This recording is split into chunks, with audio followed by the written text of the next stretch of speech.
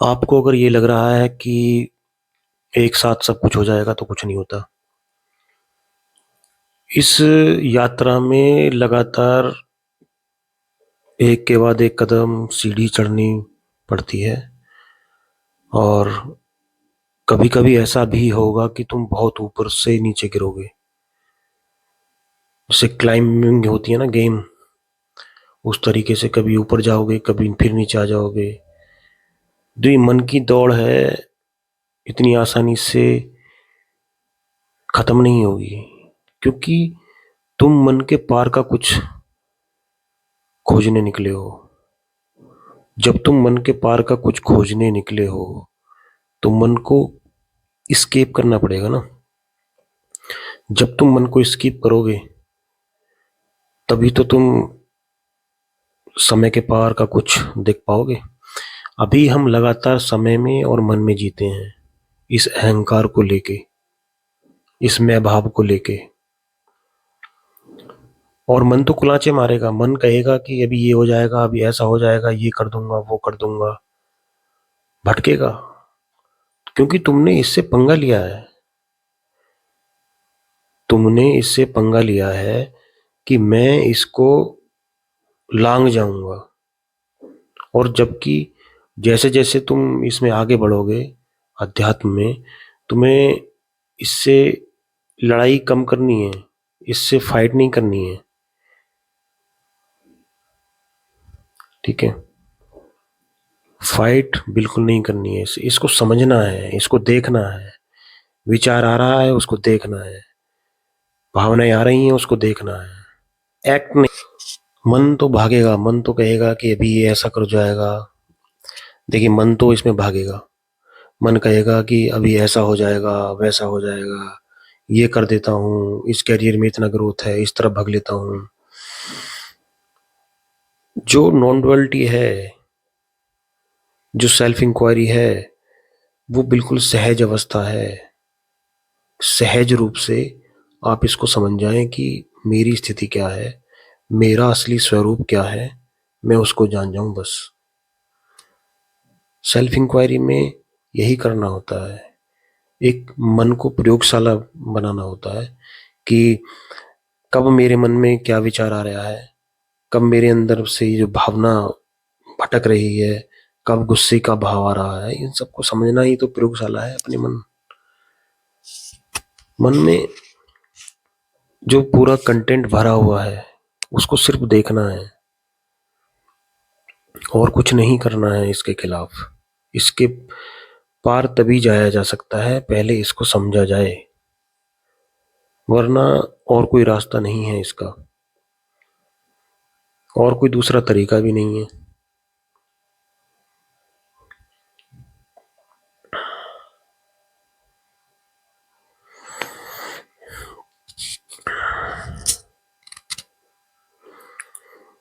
जब हम self inquiry के मार्ग में होते हैं तो बहुत सारे अवरोध आते हैं। मन आलस में, प्रमाद में लगा रहता है। कल कर लूंगा, तब कर लूंगा, जब कर लूंगा। अध्यात्म एक चिंगारी है। अध्यात्म माने एक चिंगारी आप में लग गई है और आप उस घर का दरवाजा ढूंढ रहे हैं जिस घर में धुआं धुआं है।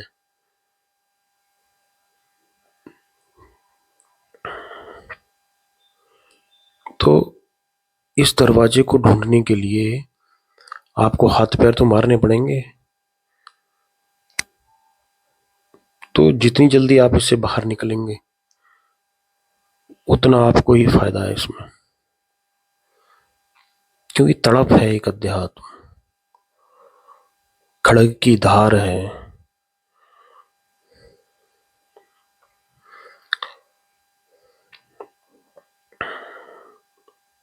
इसलिए जो सहज मार्ग है, जो सेल्फ इंक्वायरी है, जो डायरेक्ट पाथ है, वो सबसे सीधा है।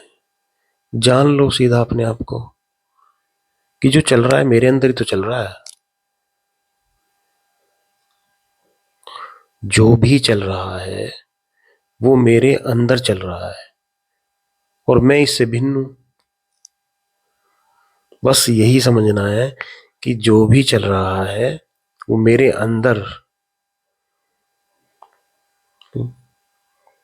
चल रहा है और मैं इससे अलग हूं बस। अब ये दृश्य दृष्टा वाली बात आ गई कि जो दृश्य और दृष्टा है ये दोनों एक हैं, और वो जो परम दृष्टा है वो सुप्रीम है। वो बस देखता है, कुछ नहीं करता। वो समय के पार का है।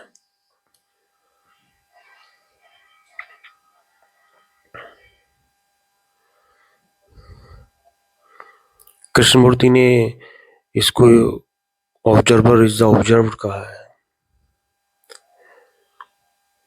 जो ऑब्जर्वर है और जो ऑब्जर्व्ड है, सब्जेक्ट ऑब्जेक्ट, ये दोनों एक हैं। और ये कब दोनों एक हैं? जब वो जो परम दृष्टा सिर्फ जो देखा जा रहा है वो घट गया है, समय नहीं है वहां पे। अगर तुम इसको दृश्य दृष्टा जड़ चेतन को अपने मन में ही घुमाते रहोगे तो वो ऑलरेडी दृश्य दृष्टा है, उससे बाहर नहीं हो तुम। उससे बाहर नहीं हो, वो ऑलरेडी दृश्य और दृष्टा है। वो सब्जेक्ट ऑब्जेक्ट का ही गेम है पूरा।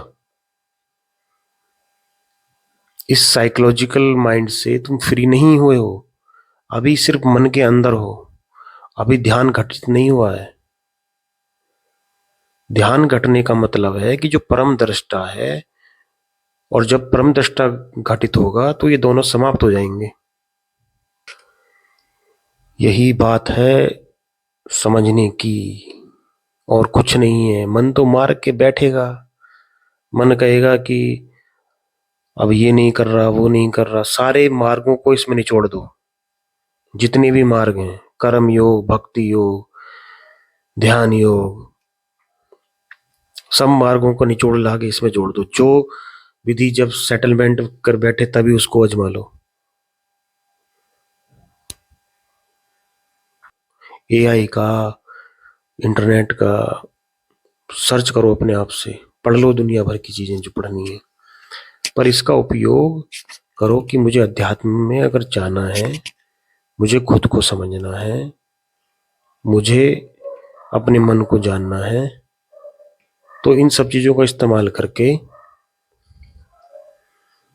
पढ़ लिख के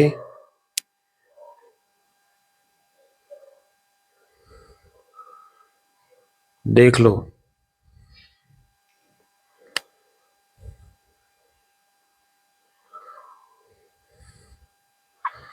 और कोई रास्ता नहीं है। तुम्हें खुद के पास आना ही पड़ेगा, और कोई रास्ता नहीं है।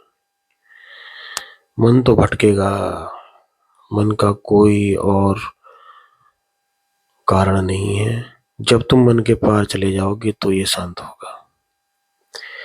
वो जो मन के पार का कुछ है उसको अगर जान जाओगे तो कुछ लगेगा कि हाँ, कुछ वर्षा तुम पर हुई है उस परम की।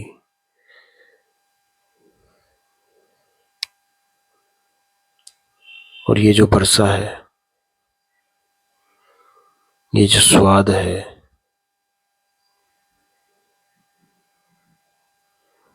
उस कृपा का बहुत रेयर होता है। इसको छोड़ मत देना। अगर कुछ ऐसा घटित हो रहा है तो पूरी जान लगा देना उसको पाने के लिए, क्योंकि और कोई रास्ता भी तो नहीं है तुम्हारे पास। अगर तुम परेशान हो, दुखी हो, तो करोगे भी क्या? तुम करोगे भी क्या? अगर तुम परेशान हो, दुखी हो, तो क्या कर सकते हो? खोजने निकलो अपने आप को, करो लड़ाई अपने आप से। और लड़ने जैसा कुछ है भी नहीं। किससे लड़ोगे? अपने आप से ही लड़ोगे।